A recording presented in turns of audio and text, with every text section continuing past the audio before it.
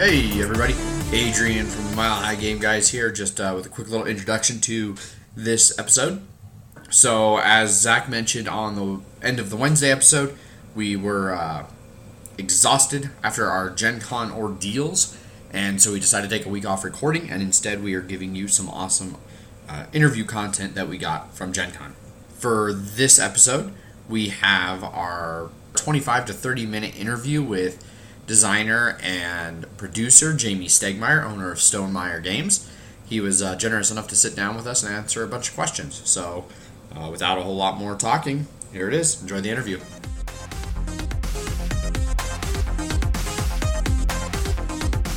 Hey everybody, welcome to another special episode of the Mile High Game Guys Board Gaming Podcast. I'm your host Adrian. I'm Zach. And I am Jeff. And we're sitting here with Jamey Stegmaier from Stonemaier Games. You almost said Charterstone, but yes. I'm very obsessed with this right now. So welcome, Jamey. Thanks for taking the time. Thank you guys for coming out to this little room. People can't see it, but we're like tucked away, well away from the exhibit hall here. Oh yeah, very much so, yeah. It makes it easy to record. Yes. Yeah. I noticed on the sign there, it said you're doing interviews 8 a.m. to 8 p.m. So kind of burning the midnight oil, or well, not midnight oil, but going all day long. Yeah. I have, I think, 55 or 60 meetings over the course of Gen Con. Oh, wow. Like this. Yeah. Wow. I just happened to come across one of your emails that came out, and just kind of tucked away at the bottom there was like, hey, if you want to set up a meeting, feel free to fill this out. And I was like, yes, please. Perfect, yeah. He was just like, by the way, I have already set this up, so I'm like, okay, that's fine. We're fine with that. Yeah. Keep doing that, Jeff. Keep doing that. Yes. So Jamey, if you wouldn't mind taking just a couple minutes here and tell us a little bit about how you got into board gaming, and then like how that led to you designing a whole bunch of different games. Sure, yeah. I was lucky with my parents were exposed us to board games as a young kid. Like, we didn't watch a lot of TV. We sat around playing board games like Millbourne, Scotland Yard, and Monopoly Risk, some of the more traditional games too. And I was designing games as soon as I played games too as a kid. But the thing that really got me into the board game industry was Kickstarter, actually. I started backing Kickstarter projects, and I was just fascinated by the format. And so I designed Viticulture specifically to put on Kickstarter about 5 years ago. Yeah. Awesome. Yeah. I actually was just on an episode a little while back. I went to a wedding in Michigan, and we played a bunch of Millbourne. Oh, you did? So I'm very familiar with that one as well. Yeah. And that was one I remember from when I was a kid. I was like, oh, wait, this is this game that I used to play a long time ago. They still make it, apparently. Yeah. It's a fun little card game. Yeah. Awesome. So you, like you said, you started on Kickstarter, and you did a bunch of that, but then you've kind of moved away from that. Yes. Can you talk a little bit about some of that decision process, like why you've moved away from crowdfunding after that was where you got your start? Yeah, it's a wonderful platform, or any crowdfunding platform. Like, my company would not exist and wouldn't exist at the still relatively small size, but it wouldn't have grown if it were not for Kickstarter. But after the Scythe campaign, I kind of realized really one of the big reasons is there's a lot of risk that goes into fulfilling 20,000 games to people all around the world. And I was very comfortable with that fulfillment process. I use fulfillment centers around the world. But if even one of them decided, we're just not going to ship this game for this company, I have very little control over that, and that could be $500,000 worth of product sitting in France with nothing I can do. So I wanted to mitigate that risk. It also takes a lot of time to run a Kickstarter campaign, to plan it, to execute it, to fulfill it, to all that stuff. And I wanted to use that time elsewhere. Okay. But I still love those interactions. I still try to have that interaction with the community about my games. I do like a design diary about Charterstone every week. So it looks like a project update, but I do it on Facebook instead of Kickstarter. Yeah, Jeff and I are both in the Charterstone Facebook group, and so it's really cool seeing you and then jump on the comments and interact with people, and you're always there answering questions and stuff, which I think is pretty great. Thanks. And you've made blog posts about how the Scythe Kickstarter comments were taking over your life. Yeah, they were. I saw that you had a strict all right, it is bedtime. Yes. I must get 8 hours of sleep. Because the Scythe Kickstarter was immensely successful, and with that success, I bet came a little bit of stress. Yeah, stress in different ways. There's good stress. Like, people have questions or enthusiastic about it, or constructive criticism even can be good stress. But there's bad stress too. When you want to go to bed and you can't. Yeah, that's stressful. Unconstructive criticism. Yes, yeah. And I'm sure one of the stresses can be if whenever you design a Kickstarter and you launch it, and then it gets too successful, and you just start adding more. Like if you're like expecting, like, oh, I'm thinking maybe it'll be 500,000, and then it's just like, oh, it's 3 million now, and you have to do 6 times as many copies. You're just like, oh, that is a lot more than I was originally planning. Right. And there's just so many more ways for it to go wrong. Then it can go wrong, and I found that like if you have a project with 100 backers, and there are 2 backers that are maybe a little more annoying than the rest. 2 is okay. You can manage 2 people. But if it's 200 people, 2,000 people, that's a very different process to manage. And even though there's the smallest percentage of the overall backers who are awesome, that can really start to weigh you down. Yeah, they are usually the most vocal of them. And if it's 2,000, that's a lot more than 200. Or 2. Yeah, exactly. So I'm kind of moving away from that. You have a list that you've put out of like some of your favorite games, and Terraforming Mars is on there, which is one of our favorite games. It was our favorite game of last year. Cool. So. Number 1 across the board. Yeah. Nice. Not a surprise to anyone that listens to the show. First mention. Oh yes, Steal that from Patrick. Yeah, when we saw that Exit the Game won, we were just like we were talking about it. We just all went boo, boo. Understandable. Yeah, but it was we really love that game. Before we talk about Terraforming Mars for 20 minutes, do you have a favorite card in Terraforming Mars? Favorite engine strategy? Ooh, that's a good question. Zach loves Pets. Pets is my favorite card. Pets. It is now. If I do not get it, because we only play with the drafting. If I don't get it in the original 10 set of cards, or in my my 4 card thing, everyone would be like, okay, well, I've got this card. Hey Zach, look at this card. Throw it away. That's awesome. I love the engine building of it, but I think that some of the most I like memorable moments in games, and so I think it's either comets or meteors, or whatever you get to cross. There's like a normal size one. Space events. Space events, yeah. And there's like a little one and a big one. There's Deimos Down. That second moon, we're just going to throw it right down there. The first time we played, I was like, there's Phobos, but where's the Deimos? And then after our first playthrough, Zach was like, here's Deimos. Also, all your plants are gone. Those are... Yeah. I'm on the fence about it because I don't like to destroy other players' stuff in games usually, but it's so memorable to have that moment. The way that we play games, if we can find any way to screw each other over, that's our preferred way of doing it. You definitely have that kind of game group. Yes. Yeah. You also mentioned Hanami Koji. Yes. That's one of Zach's super favorites recently. I originally saw John Gets Games, like his playthrough of it, and I was just like, oh man, that's really good. And I think I saw it on Amazon for twice the price of whatever it was, so it was like $30, and I was like, okay, I'm still gonna do that. And then I was like, it's still worth it. It is really good. And I saw that the next series, the Shadows in Kyoto, was gonna be here, but like 100 copies, and you had to pre-order it. And I saw that after the 100 copies were, and I was like, God damn it! But I love that game. That is really good. Like, I know a lot of us have been looking for what do Heavy Cardboard call it? Thinky fillers. Thinky fillers, yeah. Yeah, like smaller ones, because our game night that we have in Denver every week, we get 40 to 60 people every night at breweries and stuff. It's really great. But that's a really good game for the start of the night when you're waiting for people. And every time that I've introduced it to someone, I go, okay, this is the game. By the way, you're going to lose because this is your first time playing. and then I teach them the game, they lose, and they're like, okay, now I want to play again. And I think you said that it always left you wanted more, and I definitely agree with that. I love it. And like you said, it's so easy to teach because there are only 4 actions to understand and maybe a couple other concepts. I love that you can... especially at a convention, even like at Geekway to the West, I was there a few months ago. That's a little convention we have in St. Louis. We were there. Oh, you were there? Yeah. Okay. Jeff didn't make it, but we were both there. My family's lived in St. Louis like 13 years. Nice. So. Okay. It was a good, between games, it was a good one to just sit down with that and play with anyone for 15, 20 minutes. Yeah. That's cool. We'll have to play a game next year. Oh, yeah. Definitely. Yeah, we're going to go there. You better go there this time. It's like, I'm sorry, we're going to be busy. Sorry, we don't want to play a game with you. They haven't announced the weekend yet. We're still busy that weekend, whatever weekend it is. But quick side note on St. Louis. Have you been to Southern?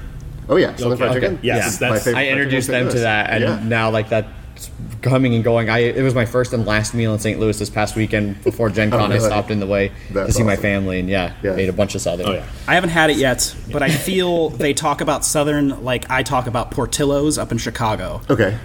Like an Italian beef hot dog place that I must go to. Like they opened, I almost want to go to Scottsdale in Arizona, northeast of Phoenix, because the guy retired there and opened one there just because he missed Portillo's because it's only in Chicago. So I might make a pilgrimage to Arizona. How long is that trip?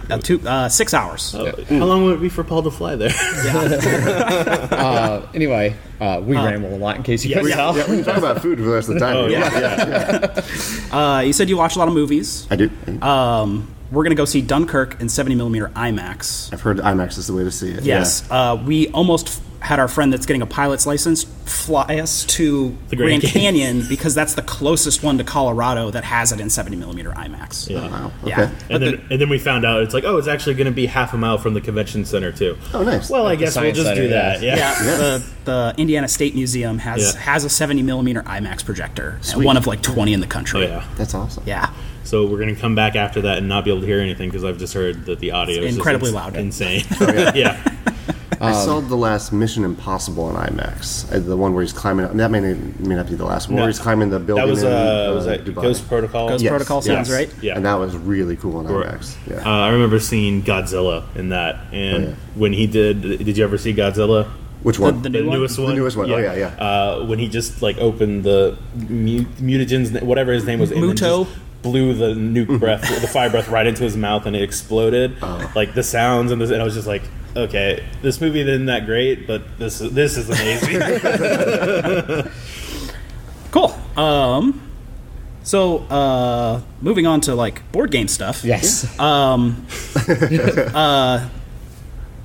going to murder the name. The artist / creator of the Scythe, universe. Yeah. Jacob Rosalski. Yeah.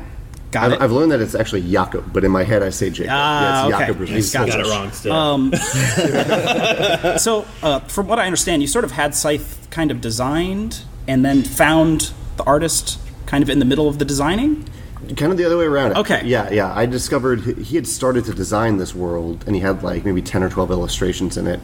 And a website called Kotaku featured those illustrations, and immediately I was like, I want to create a game in this world. I think I found his art on 4chan one time, and that's really? how I found his art. Okay. and I was obsessed with it because it was amazing. Yeah, he is. And not just his style, but the world. He creates a feel. You can feel like you're there from another, or I want to go there. I instantly I knew I wanted to create a game in that world. Isn't there an RTS that's actually going to be in that? Iron Harvest. Yes. So they just released a gameplay video. It looks a lot like Company Heroes, which is one of my favorite all-time RTSs. The little teaser trailer they had looked really awesome. Yeah, it came out on Wednesday. Yeah. I'm on the outside of that too, so I saw that trailer. I was like, oh man, that looks awesome. Yeah. So kind of how was that finding the world that you wanted to build a game in and then trying to fit a game into that world rather than the other way around, which I feel like is how a lot of other designers do games. They have a game and then they try and build something around it. It was definitely new. It was a learning process. I haven't done that before, but we were good. I think we were good partners for it. He would create some new idea and show it to me, and I would be like, okay, that I can figure out how to put that in mechanically. And every now and then, even at the beginning, it was just Rusviet and Polania. Those were the only two factions. Oh, okay. And I said, I would love for this to go up to 5 or eventually 7 players. Can we do that? Do you have any other ideas? And within a week, he sent me concept art for 3 other factions. Oh, nice. And then a few months later, he sent me the other 2. So sometimes we had that back and forth collaborative process, but usually it was him creating some art and me saying, okay, how can I make this work in a game format? Right. Awesome. Yes. Yeah. Definitely knocked it out of the park on that one. Oh, thank you. And I think the Kickstarter also knocked out of the park. Thanks. It was a little popular. Cool. So you have a new game coming out. Yeah. Called Charterstone, which is mere inches from our hands. I know, I'm trying not to salivate. First one of us to touch it. So with Charterstone, you kind of went with the legacy mechanics, which is kind of the new hot thing right now. What was the decision that led to you wanting to make a legacy game? Have you guys played Risk Legacy? Yes. Yes. Okay, so that was my favorite gaming experience of either 2013 or 2014. I can't remember now. I wouldn't even. It's not my favorite game. It's not on my top 10 list. But I loved that experience of playing it, and ever since then, I've had in the back of my head that if I thought of the right idea to do it and do it in a unique way, and that's something that Rob has already done, that I would try my hand at it. So I love worker placement games. So I thought, okay, I'll try to do it in a worker placement format. And village building, I hadn't really explored that before. So it's a competitive village building game for 1 to 6 players, where you're permanently placing buildings on the board and using those buildings throughout the village. Okay. Yeah. So, like you said, it plays 1 to 6, and I understand that when you play with lower player counts, some of the other players are kind of automated by the game. Yeah, there are 2 levels of automation. One is a little bit more hands-on. That's not the one that we recommend, but some players we found actually do enjoy that. There's a very easy automation where you just kind of automatically build a building in their section of the village, so it continues to grow, and that's just a little thing at the beginning of the game. If you had to recommend a player count of 1 to 6, where do you think it's best with all 6 having people around the table, or is it better with like 4 people and 2 of it automated? That's a hard one to answer because sometimes you see games that are like 2 to 5 player games, but really it's a 4-player game. I really try to design my games so they scale. That's good. So it's hard for me to recommend that. I would say, personally, I don't play games solo, so I would recommend it 2 to 6. But for solo gamer, our solo guy Morton, who did solo for Side and for Viticulture, even Between Two Cities, he's fantastic. So I think 2 of our games are in the top 10 solo games ever due to his hard work. So I remember the Automa Yeah. being ridiculously hard. Inside. Yeah. I hadn't played it before, and I was like, I can just do the solo, and got crushed. So I haven't given you a great answer there. I would say That's fine. And if there's not a great answer, Yeah. then that's totally understandable. We're going to probably end up playing it across a variety of player counts. So Okay, yeah. I'm really looking forward to that. Like, I'm looking forward to, with my copy, I'm going to do a playthrough with just me and my girlfriend. Cool. As like a nice little game, and then I'm sure we're getting at least 2 copies, if not more, and so we'll probably do one with all 3 of us, and then maybe another couple friends. Yeah. Well, we do have the luxury now of a double-sided board. yes. And a recharge pack. Indeed, you do. Yeah. So this is one thing we're doing new with Legacy. Well, I guess the 2 new things that we're doing with Legacy, there are other things too, but one is that after you play the 12-game campaign, if you want to just continue to play the game, you can. Like, it's designed for you to play it as a worker placement game as much as you want. Or if you want to go through the campaign again and change the story path that you told the first time around, you can buy the recharge pack, flip the board over, like you said, and play a second campaign. Or 2 groups of friends, or... Totally. Yeah. Yeah. Now, so with Charterstone, looking at other Legacy games, like Risk Legacy wasn't quite as story-driven as, like, say, Pandemic Legacy. Right. Is there kind of a story element to Charterstone beyond just growing a town? Totally. Yeah. Awesome. I kind of learned from both of them because I liked in Risk Legacy how you essentially tell your own story. I won't give spoilers, but like when the thing happened in my game, it was different in your game, and I remember that. Oh yeah. Pandemic was interesting because it had a very distinct story, but it was more linear. Like, you didn't really have an impact on how that story changing. You told your story within that linear path. So you can picture Charterstone's story as kind of a double helix. So at the end of every game, you'll get a decision. That decision will split off in the path, but it'll cross back. So it's kind of a double helix. It's linear, but you're making decisions throughout that affect the overall story. Okay. I'll pull this out while we talk to show you what the storybook looks like in the end. I guess.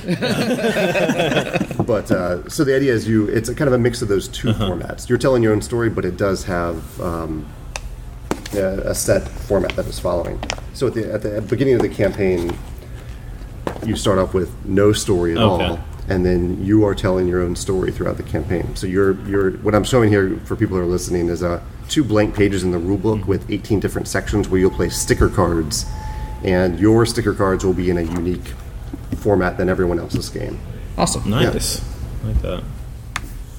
I'm going to rifle through all the rest of that. I know. Just punch all the boxes. Just close your eyes for like a minute top. Pretend it's a long blink, and then But you've run into some bumps with Charterstone. Most recently, a disappointing delay. Do you want to kind of go through what happened there? Yeah, and I actually can give you a scoop on some good news because I met with my manufacturer 20 minutes ago. Fantastic. Yeah. Good news is great news. Yes. So the bad news in Charterstone, I'll pull this out while we're talking. No one can see this, but you guys will understand it. We have these sticker cards in the game that have 3 layers. So they have the sticker layer, they have the layer that the sticker is stuck to, and then they have, this won't spoil anything, this is stuff you'll get in the first game, and then they have the cardboard in the back. So you have these sticker cards.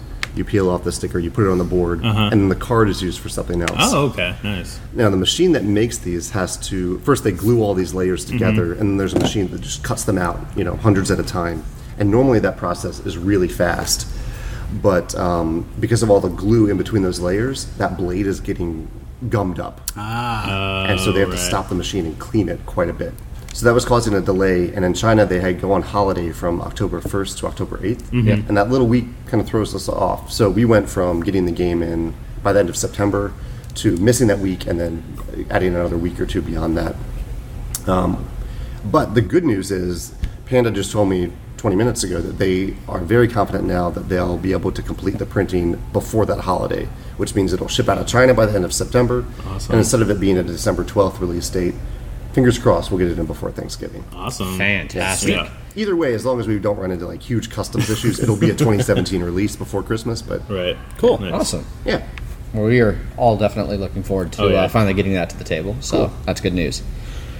Really like that this has an index guide of a bunch of cards in the actual box thing too. yeah, it's really small print, so we did another one too, but it's the same thing. Right. Yeah. So another project that we know is kind of coming, Leaders of Euphoria, the new expansion for... Yeah, that's a spin-off product. Yeah. Oh, I thought it was an expansion. No, We this are is- working on an expansion for Euphoria. Leaders is have you heard of Good Cop, Bad Cop? Yeah. Yeah. So it's a Good Cop, Bad Cop game set in the Euphoria world and with a big twist in the game. And it's designed and produced by Overworld Games, who does Good Cop. So we kind of spun off our IP and put it in their good hands of making that type of game. Well, in that case, can you tell us anything about the expansion for Euphoria that you're working on? I know it's pretty early in your emails you send out, updates on things, and it's not very far along on there. So I don't know if there's anything you can expound on. It's fairly far along in the design process, but we keep getting, it's designed by the guy who does our Automa, our solo play, and even though it's not a solo game. And I keep coming to him and saying, hey, take 2 months and do Charterstone. Take 3 months and do Wind Gambit. And so it's been pushed back. So we're going to finish it up in the next month or two. But in short, it's a new board that adds some completely new mechanisms. Part of the I don't like to do this expansions, but it's one of those expansions that will fix some things in the base game. Okay. I'd rather do it than not do it, right? Yeah. So it's one of those, but it also adds some fun new dystopian twists to it. Awesome. Yeah. Awesome. Yeah. Like you guys said, you like to screw each other over. Yeah. There's a lot of that. Good. in this Okay, game. good. Fantastic. Player interaction. Yeah. And then just kind of wrap up with some more kind of small talk stuff here. So we're at Gen Con 50. Yeah. And we mentioned at the start, you're booked up pretty much all day doing interviews and things. Yeah. Have you gotten to get out and check out the con very much, or have you been pretty much wrapped up and busy? Has this been your con? This has been most of my con, but I got to see the exhibit hall while they were setting up on Wednesday, which was really cool to see. I've been in there when there are plenty of people in there, but it's a very different feel when it's just all my industry idols setting up their booths. That was really cool to go around and meet people. Yeah. And we host an open game night every night in the convention center in room 121, just for anyone who wants to show up and play a game they bought that day. So I do have that exposure to everything that's happening at the convention. That's good. Yeah. So with that, is there a favorite game so far from this year that you've had a chance to see or play, or that you're really interested in if you haven't gotten a chance to see or play? I definitely have games that I'm very excited about. I usually end up mingling a lot of the open game nights. I think the only game I played so far is Secret Hitler, which is not a new release. Probably have fun with it. But I'm really excited about the new Clank. I love Clank. The new Clank that was announced. I'm excited about Pandemic Legacy Season 2. There's The Expanse. Have you heard of The Expanse? Yep. The TV show and the novel. There's a game. Yep, that was pretty out. high on my list of things to check out for the con. So Yeah. A friend of mine picked it up, so I look forward to playing that. Now I have to decide if I want to cancel my pre-order or not, since he has it. Or a choice. Right. Yeah, so there's some things I'm excited about, but I'll play it when I get back home in St. Louis. Awesome. Nice. Yeah. What else do we have over there? Do you have a favorite non-gaming thing about the con? Favorite? No. Well, there's certainly, for me as a publisher, there are a lot of people that come up to me and say, "Hey, thank you for making these games," which feels really good. Right. But there's always a few people that stand out. And there's one guy who designed a game called My Little Scythe. Oh, yes. My Little Pony version. We saw that when we saw that. We was like, oh, this is a lot of work into this. He put a lot of heart, a lot of love into it, and his daughter is kind of the lead designer. It's him helping out his daughter, and just to see that level of, fans of Scythe make stuff all the time. They paint their miniatures and whatnot. To see someone put that much time and effort, and to have that connection with his daughter, that means the world to me when I see that. So I got to meet him face to face. Oh, awesome! For doing that. Nice. And he gave me a copy of My Little Scythe. So that's going to stand out as one of those highlights. Nice. I know that's kind of a gaming thing, but it's more of a relational thing. Really. Absolutely. Yeah. Cool. Which we actually had My Little Scythe written down on there. Yeah. Cool. As you said, food. Is there a favorite place you like to go to around here? It's been kind of new this year. Like I was treated to Ruth's Chris last night, which is not a place I'd normally eat, but it was really good. Nice to be treated to that. And tonight I'll have some good Japanese food. I've had some good steak here in Indianapolis. Nice. Yeah. Awesome. Yeah. Cool.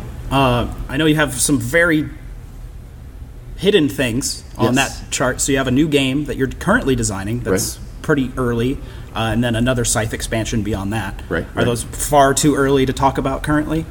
I'm trying not to talk about the third Scythe expansion until the Windgamut comes out. Sense. But there will be a third one. It's the last one. We're kind of going to end the trilogy of expansions there and focus on other worlds. I know Jakob wants to focus on other worlds, but it'll be, I guess I can tell you physically, it'll be 2 times the size of this box. It's a bigger box expansion. Okay.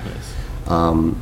And it will fit in the legendary box? It'll fit in the legendary box, which is so big that I couldn't bring it to Jen. I have one copy. It's a big box. And so that'll become the Scythe Essential Edition, just everything. Essentially. It's still empty, though. You have to fill it with all this stuff. Yeah. That's a weird product to make, but people wanted me to make it. So I have a lot of Scythe stuff. You do? Okay, cool. He wanted to get the insert from Broken Token, and then he was like, you announced more stuff, and he's just like, he announced the big box, and he's like, I'm just going to have to wait for that. Yeah. All right. Well, I think we're kind of right at the end of our time here, and I know you've got a whole bunch of other meetings, so we'll. Well, thank you for coming out of your way to stop by this little room. Thanks for having us. Yeah, thank you so much, Jamey. We've ended on our main reason for doing press things at Gen Con. Save the best for last. Yeah. Cool. All right. Well, thanks everybody for tuning in. Hopefully you've enjoyed this interview with Jamey. Jamey, again, thank you so much for doing this with us. My pleasure. Yeah. Thank you for all of the efforts that you have put forth in this industry. Thanks. Yeah. Bye. Bye. Bye. Bye.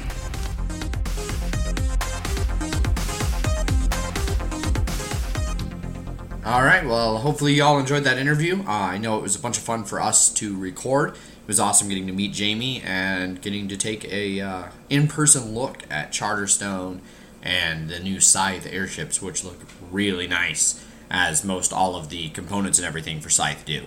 So, we will be back next week with regular scheduled and regular type episodes.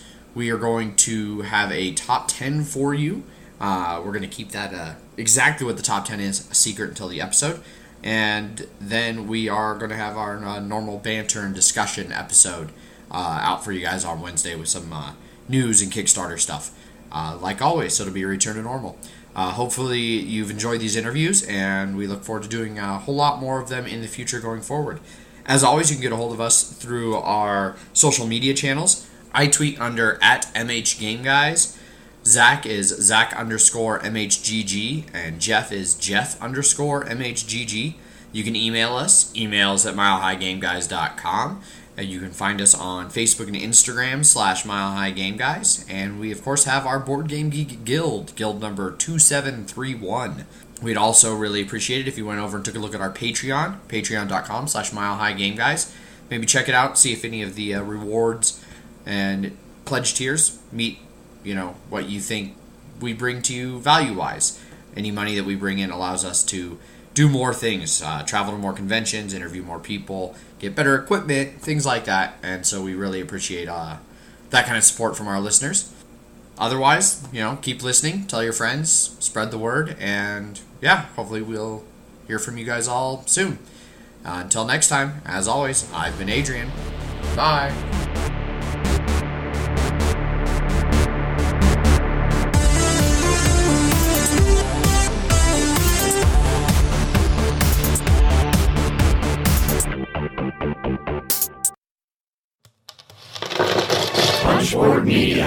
where we all bring something to the table. Pull up a chair at punchboardmedia.com.